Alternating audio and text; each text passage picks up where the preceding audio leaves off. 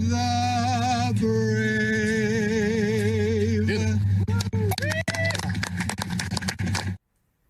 That was one of Nevada's fake electors, a guy named Jesse Law, singing the national anthem after signing fake documents to try to overturn the results of the 2020 election for Donald Trump. The gentleman standing next to Jesse Law is Michael McDonald. He is another fake elector. And today, these men gave new meaning to the phrase, fake it till you make it. Today, Nevada's Republican Party nominated those two fake electors to be the actual presidential electors in the upcoming election.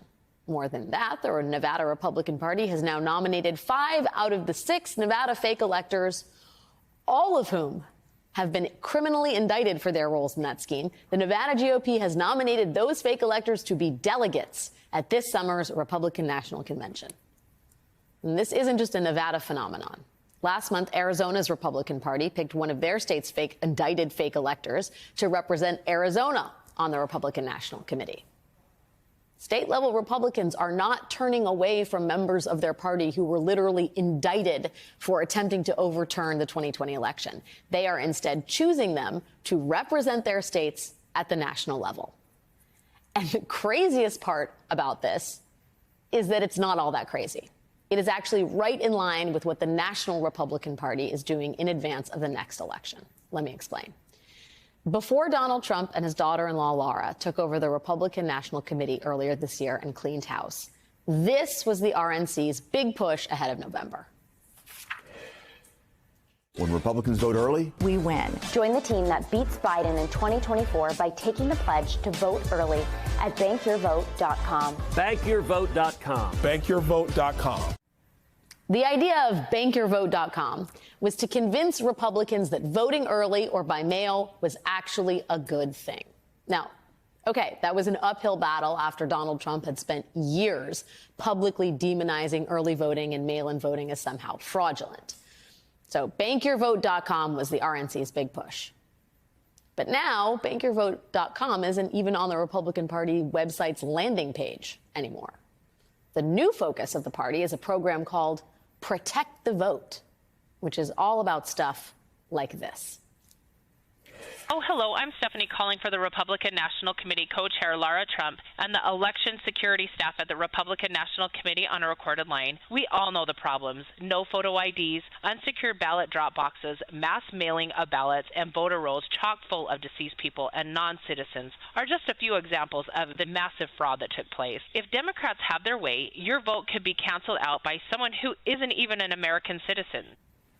Protect the Vote is the Republican Party's so-called election integrity project. The plan is that the party is going to try to recruit 100,000 volunteers and attorneys, people who believe the 2020 election was stolen, and then send those election deniers to watch the polls and contest election results. What could go wrong? Other than voter suppression, fanning the flames of conspiracy, and the death of democracy. I mean, other than that, what could go wrong? Today, the Washington Post published an extensively reported piece about how, since Trump took over the Republican National Committee, the party's old plans have been tossed out and replaced with a new, very Trumpy election playbook. According to the Post, the RNC's old strategy focused on ground game and getting out the vote. It called for opening lots of field offices and hiring an army of local organizers. Instead of that, Trump now has told the people in charge of the RNC to focus on election security more than field programs. Focus on the cheating, is what Trump said. So the guidance in the Republican Party is now focusing less on actually winning this election and more on convincing the public it was rigged if Trump loses. Sort of a heads I win, tails you lose strategy. Joining me now is Tim Miller, writer-at-large at The Bulwark and co-host of the Next Level podcast. Tim, it is great to see you this evening. I got to ask you first off, the idea that Trump's like, yeah, get out the vote efforts, don't worry about it, I'm the greatest motivator in American election history. Is he, I mean, on some level, like there's some logic to that, but is that a safe bet? It's not a safe bet. I mean, I think that there is something to the presidential level. A lot of this is driven at the top by the candidates. It's a little bit different. GOTV does matter more in a state legislative race than a presidential race, of course. But these elections have been really close. Both 2016 and 2020 were decided by, 16,000, 20,000 votes in various states. And so the GOTV does matter at that level. And it's kind of crazy to just think about this. If you step back, Alex, like he invented this lie about the 2020 election. And you're supposed to, in general, if you're lying about something, you're supposed to be tricking other people. But they're like tricking themselves. Like they invented a lie, and now they're changing their strategy to meet this lie. It's so weird. Well, what's crazy is that he's like, focus on the cheating, guys. And they're like, right, sure, we'll focus. There is no cheating. Like, what does that mean, focus on? You know what I mean? Yeah, no, there was none. He made it up. He's like, focus on the cheating that I made up. So it's crazy. And you can see there are some other tangible examples of this. I just pulled up one thing in the break. If you looked at the votes from the primaries, you pulled up a Pennsylvania county, Chester County, Pennsylvania. Among election day voters, Trump won against Haley, who wasn't running at that point, 80-20. On mail ballots, they tied.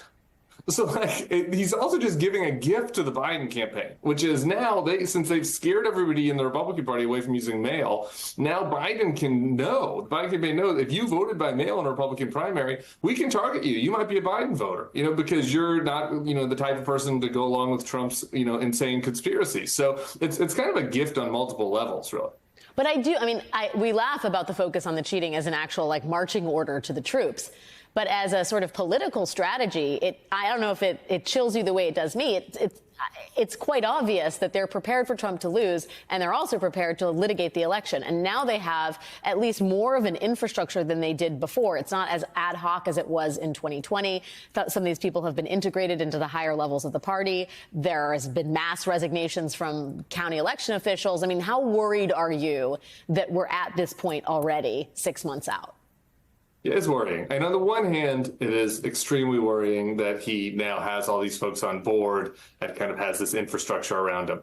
On the other hand, he's not the president, right? So at some level that there's, some less infrastructure that he has because, he can't, get rid of the attorney general and he doesn't have the Insurrection Act at his disposal and some of these things that created a lot of the chaos around 2020. So, I think it kind of cuts both ways a little bit, but it's extremely chilling. And the fact that it is still, this 4 years later, this persistent, that you have such a huge number of shock troops, if you will, of potential, believers in this lie. I think it's very chilling. And particularly if this ends up being a closer election than the last one wasn't even particularly close. That's kind of the macabre thing about this whole thing. Like Joe Biden won handily. If this one ends up being closer, I do think that this is very worrying for sure. Given that, I wonder what you make of sort of the duality here. So Trump on one hand is like, ground offices, schmound offices. His people in Arizona are like, there's no signs of life. It's a terrible mistake. But that's what, that's apparently what the RNC, they're fulfilling Trump's wishes here. Meanwhile, the Biden campaign is like, they're hiring more than 500 staffers, 200 offices in states are going to be open by the end of this month. I mean, they're doing what you traditionally do on a campaign, which is allocate resources, build an army, knock doors. Should they be trying to play more on Trump's turf in addition to that? Which is to say, I'm not exactly sure what I'm suggesting here, but do they need to be doing more work around the issue of making the sort of vote more transparent and to undercut the argument that Trump may make if he loses? I don't think so. I think Trump's going to make up lies no matter what. I think Biden campaign's got to run their campaign. And I think we can just be frank about this. Chris LaCivita is doing his best to, put lipstick on a pig, Trump's campaign manager in that Washington Post article you referenced. But the reason why Trump has less offices this time than last time is because he's spending his money on lawyers. That's why they're diverting a ton of money to his legal problems. So it's not as if they can say, oh, we're trying to be lean and mean, but the reality is they just don't have the funds that they had in 2020. And that's really what's driving this less than strategy. I do wonder, though, I'll float a trial balloon, Trump is constantly calling for his supporters to come out and make their faces known, make their anger and indignation known. They are relying on volunteers to come out and be poll watchers and buy into the big lie all over again. I think it's an open question, right, about how many people choose to do that, given the fact that a lot of these, fake electors, though they've gotten back into the good graces of the party, are facing, criminal sentences. Yeah, I do worry about that. And the other thing that you kind of have to consider, though, is like, what about the actual poll watchers? Yeah. I think that they've done a lot of education themselves, or have they figured out a better way to, to abuse the rules in these states? I know there are a lot of groups out there like Protect Democracy. You guys have those guys on there looking into all of this, but I think that yes, some people have been scared away by the jailing that happened after January 6th. Thank goodness. But I also think that they're a little more sophisticated now than they were 4 years ago. All right, buckle up, Tim. Here we go. 6 months. It's great to see you, Tim Miller. Thanks for spending some of this Friday night with me. Good to see you, Alex.